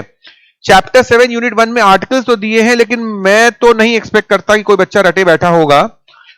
मेरे हिसाब से मुझे लग रहा है ये सी होना चाहिए, क्योंकि ये टेबल के ऊपर कहीं दिया हुआ था। Let's check out chapter number 7 unit number 1। ये देखिए, ये टेबल हम लोग ने पढ़ा था, ये सब मार्किंग हम लोग की पढ़ी थी, बताया भी गया था को गवर्नमेंट पर्पस पूछ लिया जाए, लेकिन देखिए एग्जाम में ये मार्किंग भी है। अच्छा, ये इन्होंने इसीलिए पूछ लिया है क्योंकि इस तरीके से कहीं पे भी नहीं दिया हुआ है सिवाय इस जगह के। 268 to 281 देख रहे हैं? आता है क्वेश्चन, कठिन है ये, इतना रट्टाफिकेशन कोई बच्चा नहीं करेगा। मैं इस क्वेश्चन को वाउच नहीं करूंगा, ऐसे क्वेश्चंस नहीं आने चाहिए, ठीक है? क्योंकि ये सीए है, ये रट्टाफिकेशन पावर नहीं हो। क्या आर्टिकल 268 281 बच्चा याद करेगा? बट स्टिल चलो। Richard Musgrave introduce a 3-branch taxonomy. Yes, 3-branch taxonomy describing the role of government in the market economy. What are these branches? इन branches की बात हो रही है। Resource allocation, income generation and price stability. Okay, resource allocation, income distribution and macro economic stabilization. B लग रहा है मुझे।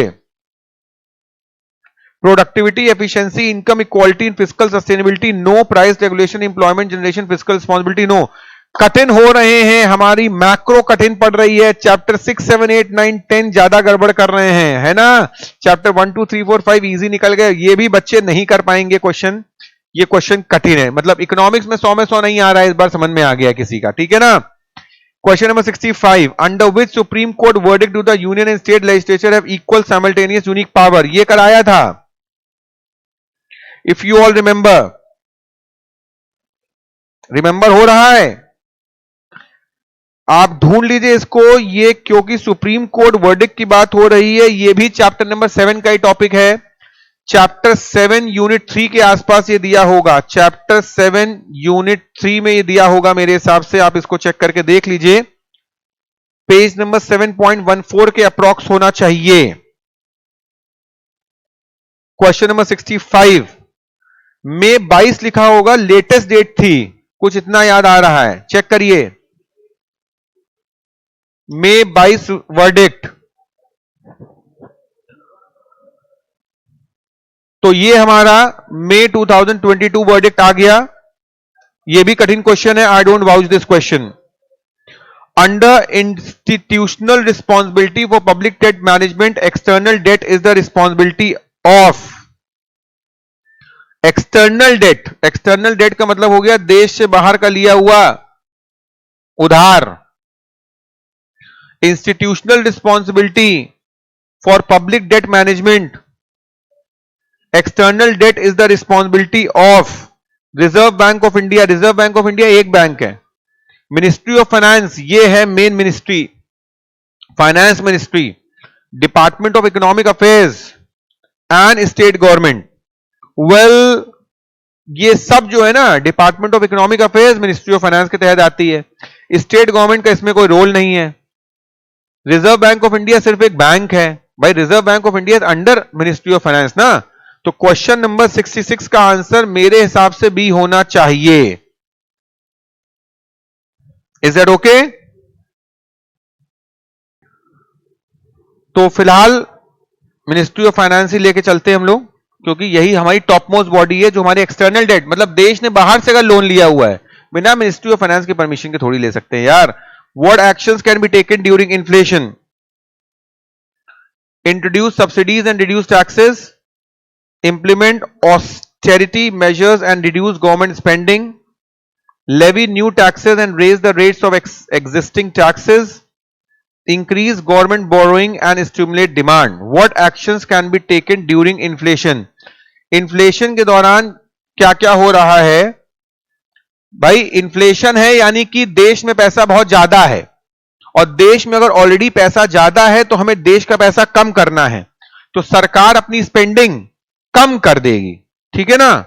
Reduce government spending, implement austerity measures का मतलब हो गया कि पैसा कम करना है इकोनॉमी में, ठीक है ना, थोड़ा हाथ दबा काम करना है, क्योंकि ऑलरेडी इन्फ्लेशन है, पैसा बहुत बह रहा है इकोनॉमी में, तो इकोनॉमी से पैसा कम करना है, ठीक है।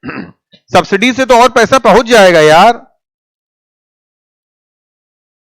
बात समझ में आ रही है? तो B is okay. Question number 68, which of the following are considered tools of fiscal policy? Fiscal policy के क्या क्या टूल्स हैं? Taxes, subsidies and tariff fiscal policy के टूल्स हैं, हाँ हैं। टैरिफ कम सही है। Taxes, government expenditure, government revenue, public debt and budget है, हाँ ये ज्यादा बेटर है ए से। C monetary policy, interest rate and inflation, ये बी से कम अच्छा है। Exchange rate, capital control and quantitative easing, ये कोई पॉइंट ही नहीं है। The best answer comes out to be, ठीक है। क्वेश्चन नंबर 68 का आंसर बी हो गया। क्वेश्चन नंबर 69 में आ जाएं। The following figures relate to country A for a particular financial year. Revenue deficit 10,000, fiscal deficit 24, net interest liability 2,000, borrowing 6,000, expenditure on revenue account 3,000। What will be the primary deficit of country A? Primary deficit is equal to physical deficit minus interest. Physical deficit है 24,000 crore, interest है 2,000 crore, answer आया 22,000 crore. Question number 69 का answer 22,000 crore तो नहीं होना चाहिए। एक second, 22, अच्छा दिया तो है 22,000 करोड़। ओके, मेरी निगाह इधर आ रही थी, 8,000 और 18,000 मैंने देखा, मुझको लगा 22,000 करोड़ कहां है, बगल में भी दिया हुआ था। 22,000 करोड़ सही है आंसर, अपने दिल की धड़कनें मत रोकिए। ठीक है, सही है आपका answer, good. Question number 70, all revenues received, loans raised on all money received by the government is repayment of loans, it is credited to. Revenue received, ध्यान से देखो, all revenue received, loan raised, all money received by the government in repayment of loans are credited to consolidated fund of India। Contingency तो वो होता है बाहर आ गई, वो पब्लिक अकाउंट से लेना देना नहीं होगा, पब्लिक प्रोविडेंट फंड होगा नहीं, A consolidated fund of India. जल्दी से आगे बढ़ते हैं। In an economy the money supply M is 500 crore, the velocity of money is 5, total number of transaction is 10,000, calculate the average price level in the economy। समझ रहे हैं? तो ये भी देखिए, थोड़ा सा ट्रिकी क्वेश्चन आ गया। मनी सप्लाई 500 करोड़ है, velocity of money is 5, 500 crore into 5 bar money घूम रहा है, total number of transactions economy में 10,000 हो गए हैं। Calculate the average price level, तो 5 5 से 25,000 डिवाइड बाय 10,000,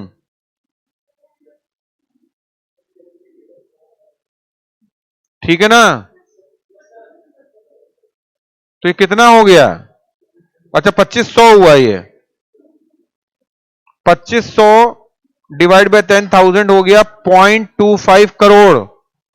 0.25 करोड़ होता है 25 लाख, 0.25 करोड़ होता है 25 लाख, तो आंसर हमारा 25 लाख होना चाहिए यहां पे। Is that okay? ट्रिकी है।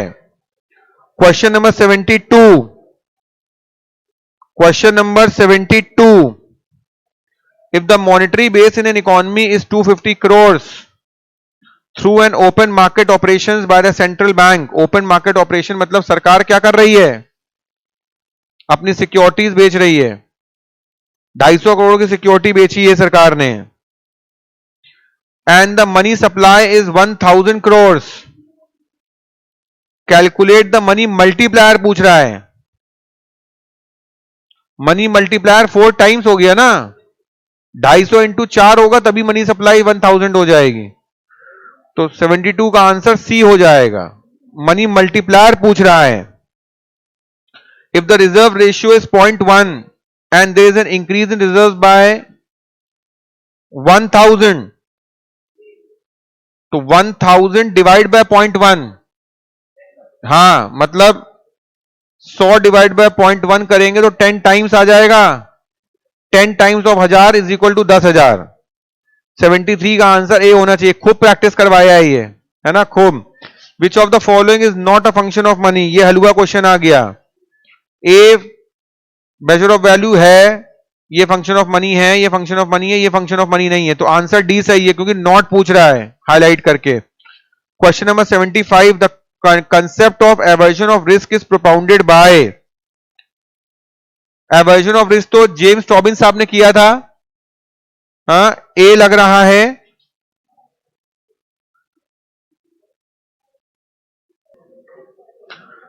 तो देखिए ये क्वेश्चन भी कठिन मानूंगा मैं, क्योंकि जेम्स टॉबिन जैसा नाम बच्चा रट के जाए एग्जाम में इजी नहीं है, बट स्टिल रेफरेंस के लिए मैं आप लोगों को जरूर बताना चाहूंगा।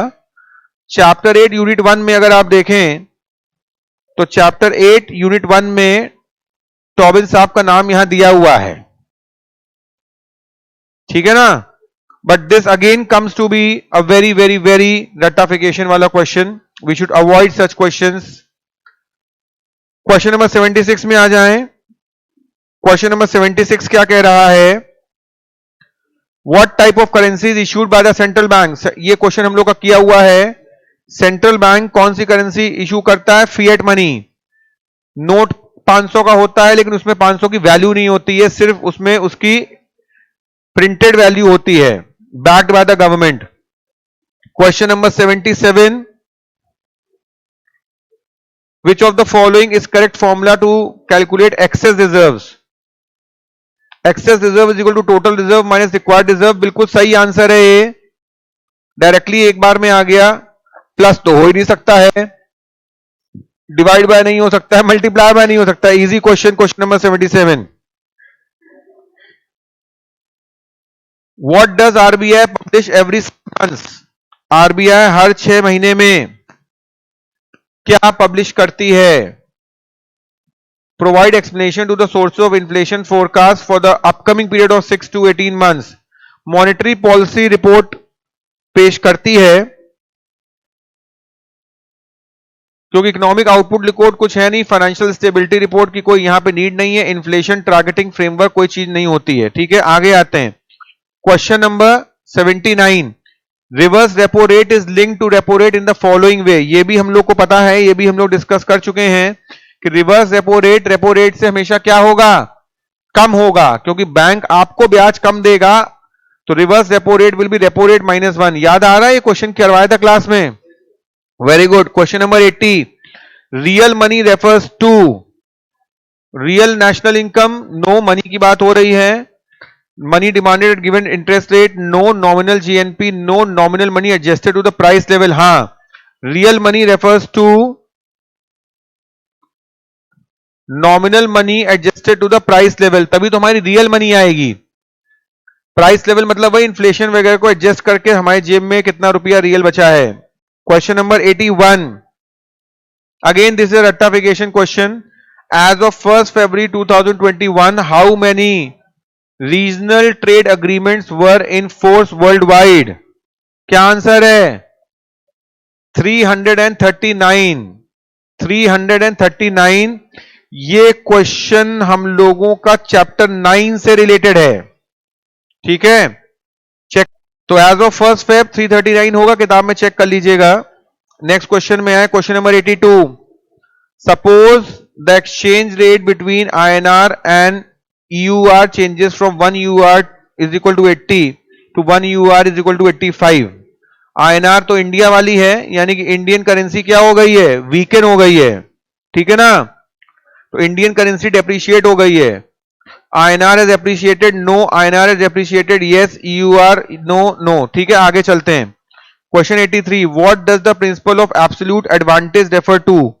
Principle of absolute advantage refers to ability to produce a greater quantity of goods using fewer resources। ये तो एडवांटेज होती है। अच्छा लिखा है, ability to produce a greater quantity of goods using the same amount of resources। yes, yes, yes, same में greater आ जाए, इसी को एब्सोल्यूट एडवांटेज कहते हैं। ठीक है, एबिलिटी टू प्रोड्यूस लेसर तो हो ही नहीं सकता, ग्रेटर वैरायटी पे कुछ नहीं होता है। 84 में आ जाएं, क्या चीज?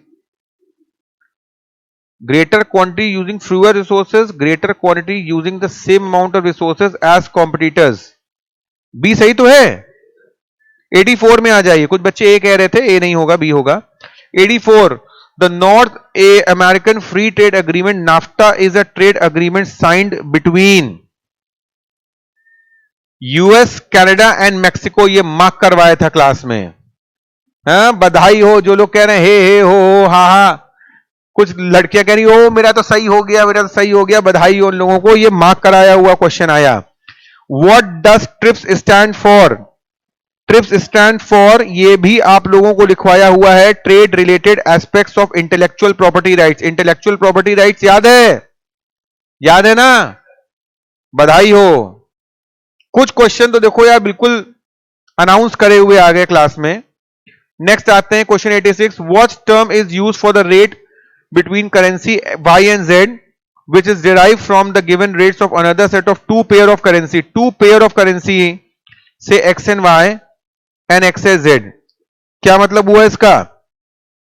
क्योंकि 3 करेंसी हो गई ना। What term is used for the rate between currency Y and Z which is derived from the rates given from another set of two pair of currency से X and Y and X and Z।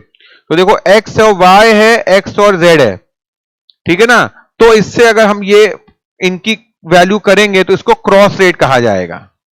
क्या कहा जाएगा? Cross rate कहा जाएगा। Chapter 9 का topic है ये, chapter 9 unit 4, chapter 9 unit 4 का टॉपिक है। ठीक है, आगे चलते हैं। What is the main difference between foreign direct investment and foreign portfolio investment? FDI creates physical assets while FPI involves only financial assets. सही है ये। FBI involve financial assets? No, पढ़ते ही नो बोल दिया। Both FDI and FPI create physical assets? No.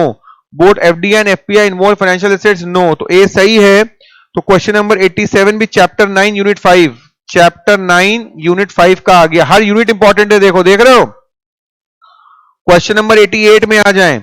Foreign corporation invest in India to benefit from countries particular investment privileges such as tax breaks, comparatively lower salaries. This type of investment is an example of.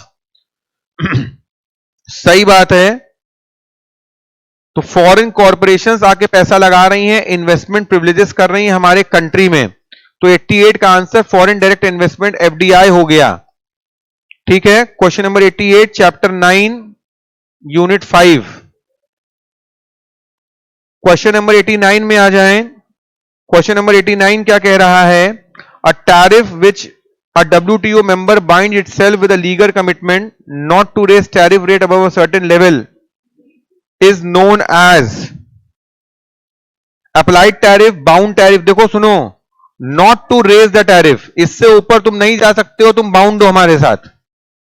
तो answer क्या हो गया? Bound tariff. Question number 89 bound tariff हो गया। एक बार इसको check भी कर सकते हैं आप लोग। ठीक है,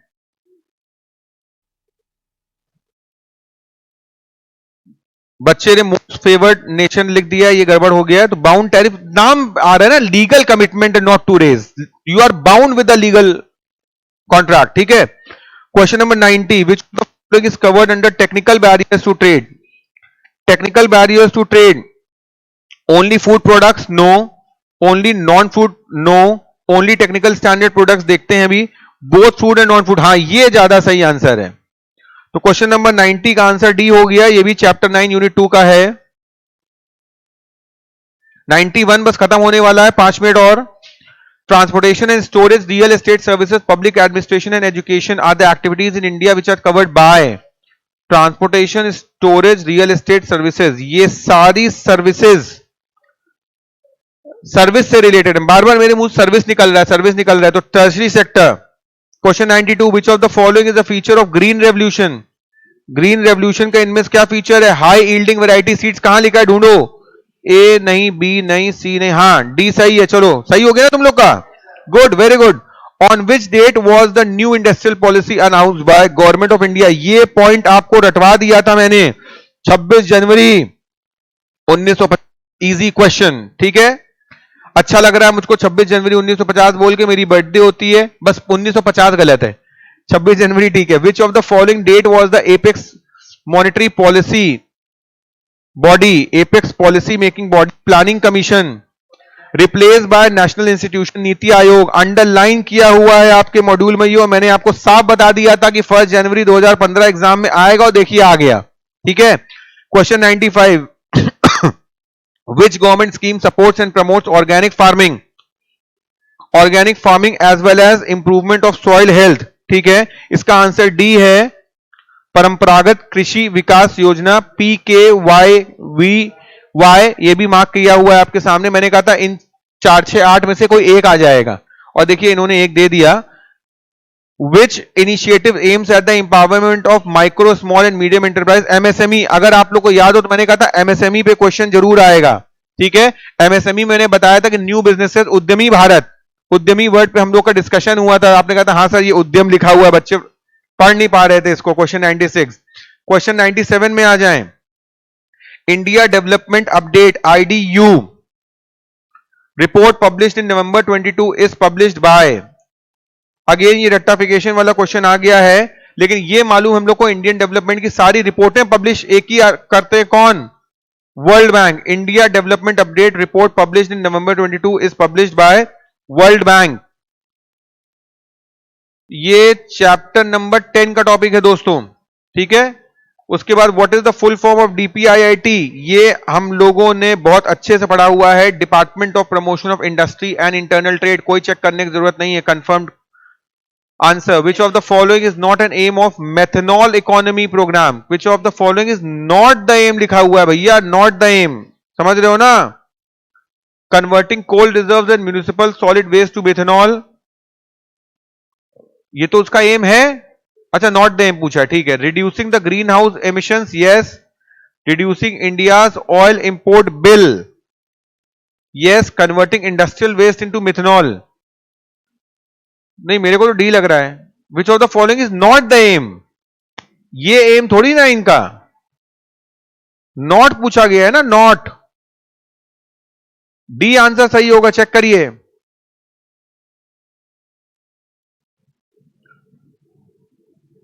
तो क्वेश्चन नंबर 99 भी हो गया, चैप्टर 10 से था ये। लास्ट क्वेश्चन फाइनली दोस्तों, last question. Which of the following statement is true in relation to the object of national data and analytics programme NDAP.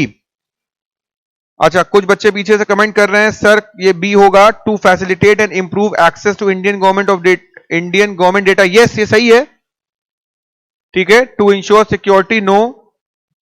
To convert all government data into electronic form, ये भी NDAP का motto नहीं है। To formulate national cyber security, ठीक है। पूरे 100 questions हो गए हम लोगों के, लगभग सब कुछ क्लियर हो गया, ठीक है। ये देखिए एक बार पेज पलटते वक्त मुझको लगा ये new industrial policy announce bye the government of India, मैंने मजाक मजाक में 26 जनवरी देख लिया और बोल दिया कि ये बर्थडे शर्टडे है, लेकिन इसका ये आंसर नहीं है। ये तो मैंने सही बताया था कि हाँ ये डेट बड़ी अच्छी है, बट इसका आंसर जो है 93 का वो 24 जुलाई 1991 है, ठीक है। इसको प्लीज रिव्यू कर लीजिए सब लोग, क्वेश्चन नंबर 93 को रिव्यू कर लीजिए। देखिए क्योंकि आप लोग अभी अभी एग्जाम देके आए, 4:30 बजे आ गए आप लोग, और लगभग हम लोगों ने 1.5 घंटे 1 घंटा 40 मिनट के अंदर हम लोगों ने इस पूरे पेपर को सॉल्व किया, एज इफ हम लोग खुद स्टूडेंट हैं। इसका मतलब क्वेश्चन पेपर लेंथी नहीं था, institute of Chartered Accountants of India ने स्टूडेंट फ्रेंडली पेपर बनाया है, इसमें कोई दो राय नहीं है। हम लोगों ने पूरे क्वेश्चंस कर लिए, कोई भी क्वेश्चन आउट ऑफ कोर्स नहीं था, सभी questions with in the course थे। बस इतनी सी एक बात निकल के आई कि थोड़ा बहुत इन्होंने डेट्स वगैरह के जो क्वेश्चन दे दिए या छोटे छोटे डायग्रामों से क्वेश्चन दे दिए, जिससे कि बच्चे का मेंटल लेवल जज करने की बजाय मगिंग अप उसकी क्वालिटी चेक करी जा रही है। ऐसे क्वेश्चंस हम लोग आगे जाके थोड़े से सोचेंगे कि आईसीआई अवॉइड कर दे तो हम लोगों के लिए बेटर रहेगा। दोस्तों आज के पेपर को देख के हम लोग को समझ में आ गया, आज के पेपर को देख के हम लोग को समझ में आ गया बहुत अच्छे तरीके से कि पढ़ाई हमें बहुत अच्छे तरीके से करनी है, इतना अच्छा इंसान बनना है कि लोग हमारी तारीफ करें, बट मेहनत इतनी करनी है, मेहनत इतनी करनी है कि that we become jealous of our own self, ठीक है ना। हमें बिल्कुल कोई भी लूपहोल नहीं छोड़ना है, we don't have to leave any stone unturned. पूरा का पूरा पेपर मॉड्यूल से आ रहा है, सीए फाउंडेशन के सारे बच्चे अपने इकोनॉमिक्स की पढ़ाई इसी तरीके से करें अपकमिंग अटेम्प्ट के लिए। That's all for a day, have a good day, thank you, bye bye.